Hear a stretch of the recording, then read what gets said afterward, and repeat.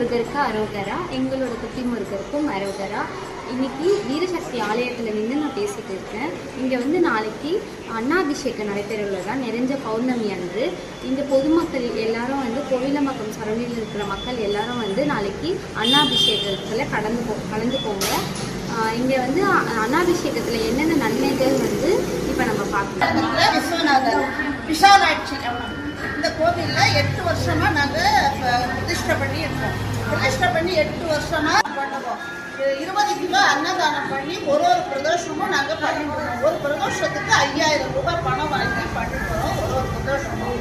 அதை போல சிவராத்திரி 4 காலம், கார்த்தி சோமவாரம் 4 காலம், சங்காபிஷேகம் 1008 சங்காபிஷேகம் மாதம் பண்ணுவோம். சோமவாரம் விசேஷ அபிஷேகம், திருவாதிரை விசேஷ அபிஷேகம், அன்னாபிஷேகம் நாளைக்கு ரொம்ப நல்லா பண்ணுவோம்.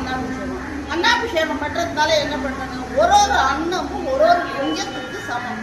அன்னம் பாலிக்கும் சிவன்னே பேர். அந்த அன்னாபிஷேகம் பண்ணுறது, அன்னாபிஷேகத்தை பண்ணிட்டோம்னா நம்ம 100 ஜென்மத்துக்கு நம்ம ஒரு ஏழைக்கு சாப்பாடு போட்டால் எத்தனை புண்ணியமோ அத்தனை புண்ணியம் நமக்கு கிடைக்கும். அதனால் நாளைக்கு எல்லாரும் வந்து அன்னாபிஷேகத்தை வந்து இந்த கோவிலில் வந்து எல்லாரும் அன்னாபிஷேகத்தை வந்து கலந்துக்கணும்னு நான் எல்லாரையும்